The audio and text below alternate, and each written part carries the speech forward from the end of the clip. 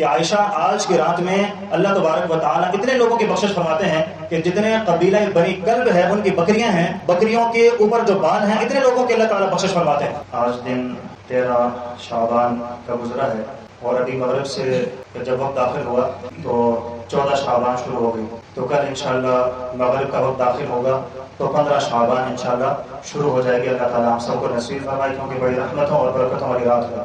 15 شعبان اس کو آپ لوگ کو اس کا ایک نام مشہور ہے، وہ تو آپ لوگوں کو سب کو یاد ہوگا، جس کو شب برات کہا جاتا ہے۔ برات یعنی کہ بری ہو جانا، کہ کچھ لوگ ایسے ہیں وہ جہنم سے بالکل بری ہو جاتے ہیں، اللہ تبارک و تعالیٰ ان کو جہنم سے بری فرما دیتے ہیں۔ اور بخشش کی رات برات بخشش کو کہا جاتا ہے کہ اللہ تبارک و تعالیٰ ان کی بخشش فرما دیتے ہیں۔ 15 شعبان کے حوالے سے ایک روایت ہے سنن ترمذی کے اندر، حضرت عائشہ صدیقہ رضی اللہ تعالیٰ عنہ روایت کرنے والی ہیں، فرماتی ہیں کہ ایک رات میں آدھی رات کا وقت گزرا اور میں اٹھی تو حضور علیہ السلام کو ڈھونڈ رہی تھی۔ حضور علیہ السلام موجود نہیں تھے میرے پاس، چونکہ ابتدائی رات کے حصے میں ان کے پاس تھے، لیکن رات کا آدھا پہر جب گزرا تو حضرت عائشہ حضور کے پاس نہیں تھے، تو حضرت عائشہ صدیقہ رضی اللہ تعالیٰ عنہ فرماتی ہیں کہ میں حضور کو ڈھونڈنے کے لیے باہر نکلی، ڈھونڈتے ڈھونڈتے یہاں تک کہ حضرت عائشہ فرماتی ہیں کہ میں قبرستان چلی گئی، قبرستان جنت البقیع میں چلی گئی، تو وہاں پر حضرت عائشہ فرماتی ہیں کہ میں نے حضور علیہ السلام کو دیکھا، تو حضور نے مجھے دیکھا تو حضور نے مجھے کہا کہ عائشہ کیا تمہیں ایسا لگا کہ میں تمہارے ساتھ کوئی ایسا معاملہ کر دوں گا، یعنی کہ باری تو تمہاری ہے، تمہارا حق تھا، یہ رات تو تمہاری تھی، لیکن تمہیں ایسا لگا کہ میں کسی اور بیوی کے پاس چلا گیا ہوں گا؟ حضرت حضور علیہ السلام نے فرمایا کہ ایسی بات نہیں ہے عائشہ، تمہیں پتہ ہے کہ آج کون سی رات ہے؟ حضور نے فرمایا کہ آج 15 شعبان ہے، آج کی رات میں اللہ تبارک و تعالیٰ آسمان دنیا میں نزول فرماتے ہیں اور اللہ تبارک و تعالیٰ پھر بار بار اعلان فرماتے ہیں کہ کوئی ہے مجھ سے بخشش طلب کرنے والا کہ میں اس کی بخشش کر دوں، میں اس کو معاف کر دوں، کوئی ہے مجھ سے رزق مانگنے والا کہ میں اس کو رزق عطا کر دوں، کوئی ہے مجھ سے اولاد مانگنے والا کہ میں اس کو اولاد نصیب کر دوں۔ بہت ساری چیزیں ہیں جو اللہ تبارک و تعالیٰ عطا فرماتے ہیں بندوں کو۔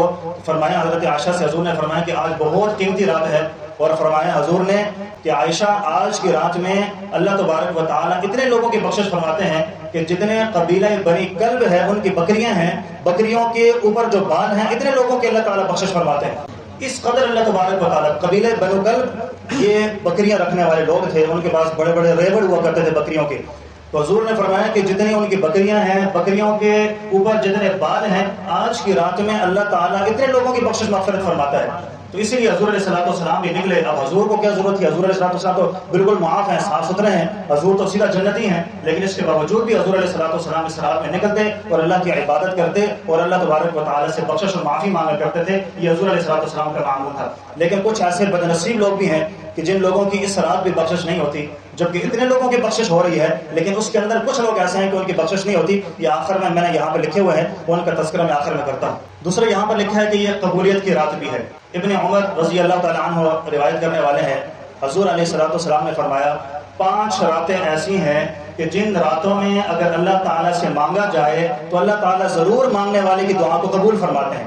5 راتوں میں سے پہلی رات حضور نے فرمائی جمعے کی رات ہے، یعنی دن کو جب رات کا دن گزرا، اب رات آ گئی، اگلے دن جمعہ پڑھنا ہم نے، اس رات کو جمعے کی رات کو اللہ تعالیٰ دعا قبول فرماتے ہیں۔ دوسرا فرمایا ماہ رجب کی پہلی رات میں، ماہ رجب کی جو پچھلا مہینہ رجب کا گزرا ہے، ماہ رجب کی پہلی رات میں اللہ تعالیٰ دعا قبول فرماتے ہیں۔ تیسرا فرمایا شعبان کی 15ویں رات میں اللہ تعالیٰ دعا قبول فرماتے ہیں۔ اور پھر عید الفطر کی رات اور عید الاضحیٰ کی رات حضور نے فرمایا کوئی بندہ دعا مانگے اللہ تعالیٰ اس کی دعا کو ضرور قبول فرماتے ہیں۔ تو ابھی انشاءاللہ کل رات ہوگی جو 15ویں شعبان کی رات ہوگی انشاءاللہ، تو اس میں اگر ہم اللہ تعالیٰ سے دعا مانگیں گے تو اللہ تعالیٰ ہماری دعا کو قبول فرمائیں گے۔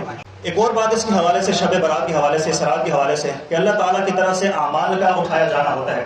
پچھلے سال میں جتنے بھی ہم نے عمل کیے ہیں، نیک عمل ہیں یا گناہ والے عمل ہیں، سارے کے سارے اللہ کے سامنے پیش ہوتے ہیں۔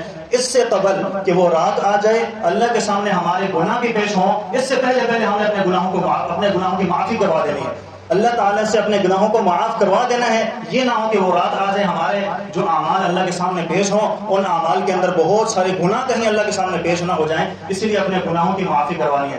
نیک اعمال بھی پیش ہوں گے اللہ کے سامنے، اپنے نیک اعمال کی قبولیت کی دعا کرنی ہے اللہ سے کہ یا اللہ جو نمازیں پڑھی ہیں، روزے رکھے ہیں، ذکر اذکار قرآن پڑھا ہے، یا اللہ سارے اعمال آپ کے سامنے پیش ہوں گے، یا اللہ ان کو قبول فرما دینا، جو ان کے اوپر مجھے اجر ملنا ہے یا اللہ مجھے اجر عطا فرما دینا۔ تو بڑی قیمتی رات ہے اپنے اعمال کی قبولیت والے حساب سے۔ اس کے بعد مرنے والوں کے فہرست کا جاری ہو جانا، یہ بھی حضرت عائشہ رضی اللہ تعالیٰ عنہ اس کو روایت کرنے والی ہیں۔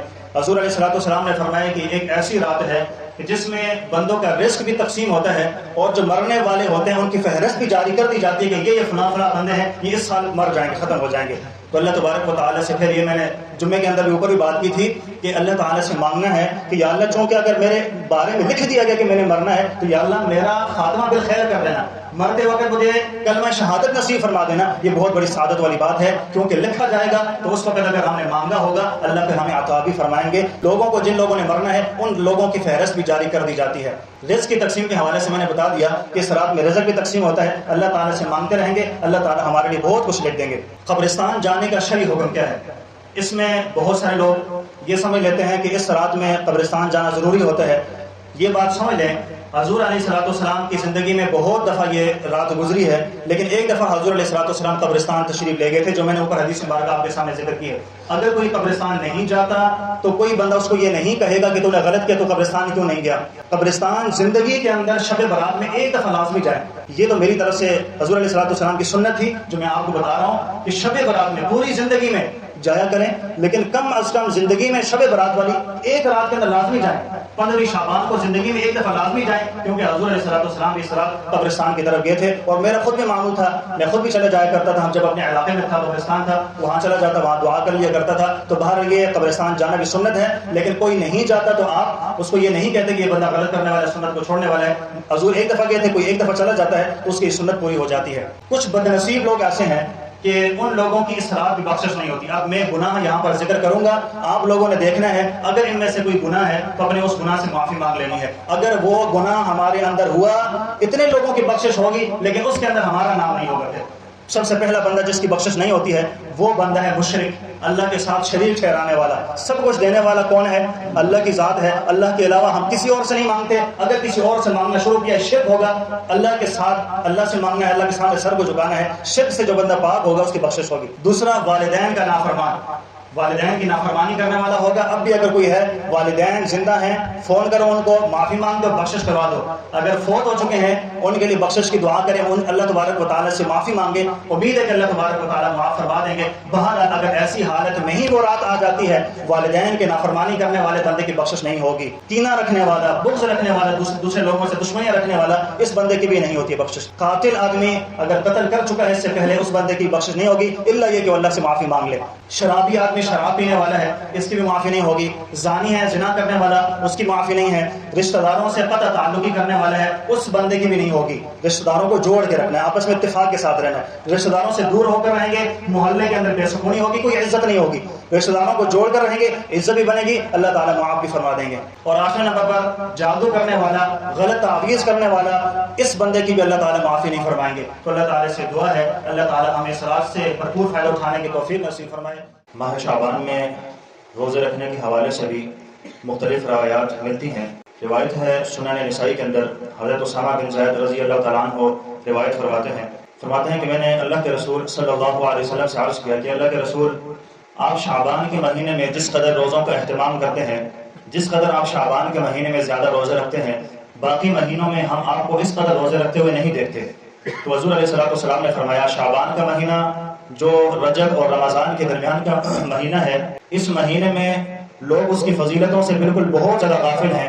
حضور نے فرمایا کہ اس مہینے کے اندر اللہ تبارک و تعالیٰ کے سامنے لوگوں کے اعمال پیش کیے جاتے ہیں، اور حضور نے فرمایا کہ میں یہ پسند کرتا ہوں کہ جب میرا عمل اللہ کے سامنے پیش کیا جائے تو میں روزے کی حالت میں ہوں۔ تو یہ بہت بڑی فضیلت والی بات ہے اس مہینے کے اندر روزے رکھنا۔ پھر 15 شعبان میں یہ حدیث مبارکہ کا آنا کہ اللہ کے سامنے اعمال پیش ہوتے ہیں، تو پھر اس دن اگر بندہ روزے کی حالت میں ہوگا تو اللہ تعالیٰ بہت زیادہ اپنی رحمت عطا فرمائیں گے، اور جو بندے نے مانگا ہوگا اللہ تعالیٰ وہ بھی عطا فرمائیں گے۔ یہ میں نے گزشتہ جمعہ کو بات کی تھی کہ جب ایک بیکاری کسی سے مانگنے کے لیے آتا ہے، اپنی خستہ حالت بنائی ہوتی ہے، کپڑے پھٹے پرانے ہوتے ہیں، تو بندہ دیکھ کر اس کے اوپر ترس آتا ہے، اس کو کچھ نہ کچھ دے دیتا ہے۔ تو ایسے ہی جب ہم بھی روزہ رکھے ہوئے ہوں گے، جب ہم بھی پیاس کی حالت میں ہوں گے، پھر جب ہم اللہ سے مانگیں گے تو اللہ تبارک و تعالیٰ بھی پھر ہمیں عطا فرمائیں گے۔ اور ہمارے لیے فرماتے ہیں کہ اس میں لکھا جاتا ہے کہ بندوں کو کیا کچھ ملنا ہے، تو فرمایا کہ اس دن اگر ہم روزے سے ہوں گے تو اللہ تبارک و تعالیٰ ہمارے لیے بہترین سے بہترین لکھیں گے۔ اسی طرح ایک اور روایت ہے سنن ترمذی کے اندر ہے، حضرت انس رضی اللہ تعالیٰ عنہ سے روایت ہے، فرماتے ہیں حضرت انس رضی اللہ تعالیٰ عنہ سئل النبی صلی اللہ علیہ وسلم کہ حضور علیہ الصلوۃ والسلام سے سوال کیا گیا، ای الصوم افضل بعد رمضان، کہ اللہ کے رسول ہمیں بتائیے کہ رمضان کے بعد کون سے مہینے کے روزے رکھنا افضل ہے؟ تو حضور علیہ الصلوۃ نے فرمایا شعبان لتعظیم رمضان، کہ رمضان کی تعظیم کی وجہ سے شعبان کے مہینے کے اندر روزے رکھنا یہ بہت زیادہ فضیلت رکھتا ہے۔ اور حضرت عائشہ صدیقہ رضی اللہ تعالیٰ عنہ فرماتی ہیں کہ کسی عذر کی وجہ سے اگر مجھ سے روزے رہ جایا کرتے تھے تو میں وہ روزے شعبان کے مہینے میں رکھا کرتی تھی، کیونکہ میں نے دیکھا کہ حضور شعبان میں بہت زیادہ روزے رکھا کرتے تھے۔ تو اگر کسی بندے سے روزے قضا ہو جاتے ہیں، کوئی رہ جاتا ہے، تو حضرت عائشہ صدیقہ رضی اللہ تعالیٰ عنہ نے یہ درس دیا کہ آپ شعبان کے مہینے میں روزہ رکھا کریں، اس مہینے کے اندر بہت زیادہ فضیلت ہے۔ تو اس کا اہتمام کرنا ہے، روزہ رکھنے کا بھی انشاءاللہ۔ اللہ تبارک و تعالیٰ سے دعا ہے کہ اللہ تبارک و تعالیٰ جو یہ باتیں میں نے لکھی تھیں ان کے اوپر بھی اور روزے کے حوالے سے جو بات کی ہے، اللہ تبارک و تعالیٰ ہم سب کو ان سب باتوں پر عمل پیرا ہونے کی توفیق نصیب فرمائے۔